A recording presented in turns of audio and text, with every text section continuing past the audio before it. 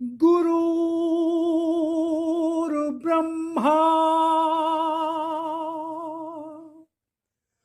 गुरुर्विष्णु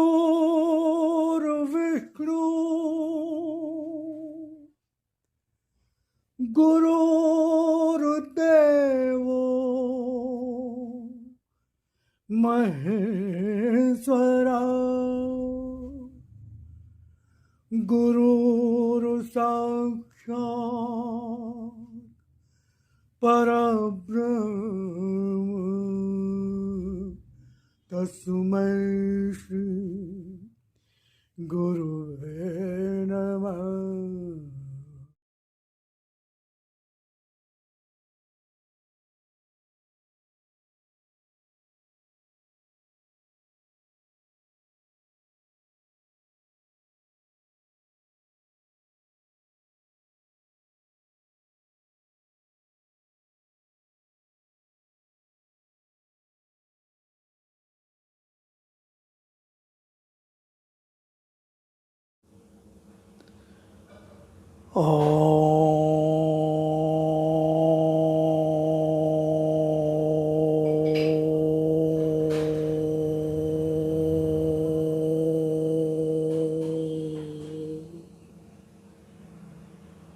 ॐ भूर्भुवः स्वः तत्सवितुर्वरेण्यं भर्गो देवस्य धीमहि धियो यो नः प्रचोदयात्। हे प्राण स्वरूप, दुख नाशक, सुख स्वरूप परमात्मा, मैं तेरे उस अनिर्वचनीय तेज का ध्यान करता हूँ जो आनंद देने वाला है। हे प्रभु, मेरी बुद्धि को, मेरे कर्मों को अपनी ओर ले चल। ओम ओम ओम। भगवान ने कहा, जन जन तक पहुँचो, जहाँ अंधकार है उस मन तक पहुँचो जहाँ मेरी पुकार है। इसी उद्देश्य की पूर्ति हेतु मैं इन वाणी की सामग्री को आपके समक्ष लाता रहा हूँ, लाता जा रहा हूँ, लाता रहूँगा। तो शुरू में मैं भगवान की वाणी का परिचय देता हूँ, जिसमें 2 से 3 मिनट लगते हैं। उसके पश्चात भगवान की वाणी का प्रारंभ होता है। अगर आप बहुत व्यस्त हैं, समय नहीं है, तो मैं समय दे देता हूँ कि कहाँ से भगवान की वाणी का प्रारंभ होगा। तो समय का अभाव होने पर आप वहाँ से उसको सुन सकते हैं, अन्यथा मेरा तो निवेदन आग्रह होगा कि आप उसको पूरा ही सुने। ओम ओम ओम राम।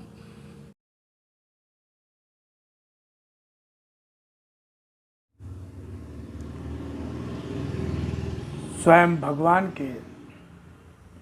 की वाणी और अपने लिप रूप दर्शन के संबंध में क्या कहा, पहले उसको सुने, फिर आगे भगवान की वाणी को और सुने।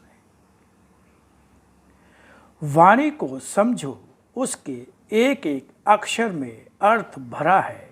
कोई भी शब्द, कोई भी अक्षर मात्र भाषा का खेल नहीं, यह शक्ति है। वाणी है मेरी, जिसका रूप साधारण नहीं, जिसकी प्रामाणिकता को तलाशने अन्य कहीं नहीं जाना होगा, फिर भी उसके अक्षरों में मेरी वाणी का विश्वास लेकर, उसके रूप में मेरी शक्ति के दर्शन का विश्वास लेकर ही डूब जाना होगा। तभी पहचान सकोगे मेरी, तभी पहचान पा सकोगे मेरी, तभी पहचान पा सकोगे मेरी। इसी तरह आज भी तुम्हारा आराध्य भगवान ने, जिस तरह से भगवान श्री राम, भगवान श्री कृष्ण आए और उन्होंने असत्य धर्म का नाश किया, जब प्रभु श्री राम आए तो रावण मारा गया, जब भगवान श्री कृष्ण आए तो कंस और उसके सारे संगी साथी मारे गए। इसी प्रकार भगवान कर रहे हैं, इसी तरह आज भी तुम्हारा आराध्य फिर आया है तुम्हारे सामने। इसका रूप आज है वही जो पहले भी और सदा से ही पिता के रूप में, भगवान के रूप में कहते और पुकारते रहे हो अपने कष्ट भरे क्षणों में। और इस रूप में भी दर्शन जो मेरा है उसका प्रयोजन भी वही है। लिप रूप में मेरी शक्ति का यह दर्शन किस तरह सारे युग का असत्य और धर्म समेटकर सत्य और धर्म का प्रतिष्ठापन करता स्वयं ही देखना। तो ये भगवान ने अपने जिस रूप में वाणी आई उसको भगवान ने अपना लिप रूप दर्शन कहा, और फिर उसी का हिंदी अनुवाद उसको भगवान ने अपना भगवान की वाणी कहा गया, जो भगवान ने उसको अपना शत रूप दर्शन कहा। अब आगे सुनिए भगवान की वाणी बहुत ध्यान से।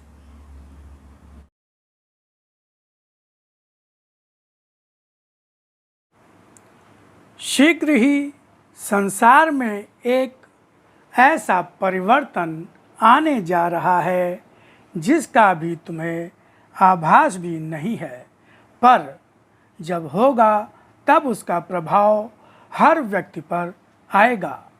मनुष्य की अपनी अज्ञानता ने ही हमेशा उसका जीवन भारी विपत्ति में डाला है, पर फिर भी अभी तक तुम्हें ज्ञान का महत्व नहीं समझ में आया है। अज्ञानता के अंधकार में रहते रहते अज्ञानता ही तुम्हारा स्वभाव बन गई है। हर कुछ यह कहकर छोड़ा भी नहीं जा सकता कि यह तो तुम्हारा अपना स्वभाव है। असत्य ने ही तो तुम्हारे जब मन पर अधिकार कर लिया है तो तुम्हारा स्वभाव भी असत्य से प्रेरित, असत्य के हाथों संचारित होता हुआ हो गया है।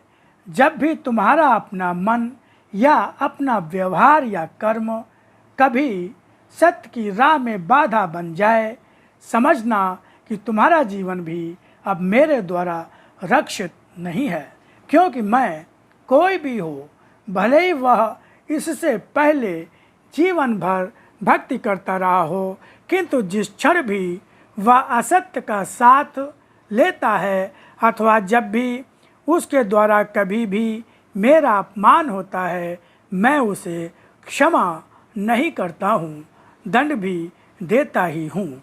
यह संसार प्रत्यक्ष में तो तुम मनुष्यों का ही है, क्योंकि इसमें तुम प्राणी ही जिस तरह रहते कर्म करते हो, इसे वैसा ही रूप देकर वैसा ही बना देते हो, और इसी भावना से यह करते भी हो कि यह संसार भी तुम्हारा है, शरीर तो तुम्हारा अपना है ही।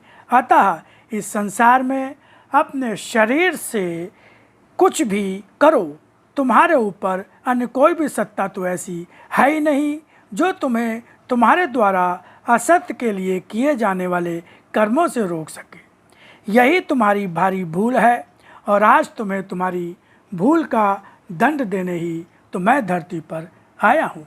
समय रहते सत्य की पहचान कर लो।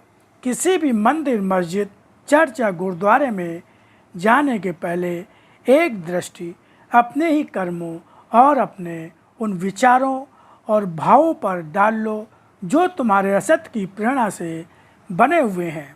चारों ओर शक्तिशाली होती हुई आसुरी शक्तियों के समापन का समय तो अब निकट ही समझो, मगर स्वयं को भी उन असुरों का अस्त्र बन जाने से रोक लो, अन्यथा जब वे मारे जाएंगे तो उनके हाथों अस्त्रों का भी तो विनाश होगा ही। यह धरती अद्भुत रूप से दिव्य चेतना के अधिकार में सदाई रहती है, पर केवल मनुष्य का भरण पोषण एक माँ की भांति करती रहती है, किंतु जब मेरा आदेश पा जाती है तो यही दिव्य चेतना से शक्तिशाली पृथ्वी दिव्यास्त्रों का संधान करने लगती है। शीघ्र ही जगह जगह धरती का फटना भी सामने आएगा, क्योंकि यह धरती अब मेरा अस्त्र बनकर हर उस व्यक्ति को जो जहाँ भी अत्याचारों की संख्या बढ़ा रहा होगा, और जब एक साथ ढेर सारे इस प्रकार के लोग एक ही स्थान पर एकत्रित होते दिखाई देंगे तो एक साथ ही उन्हें उस स्थान पर धरती के उस दिव्यास्त्र द्वारा पीड़ित होते हुए भी देखना। और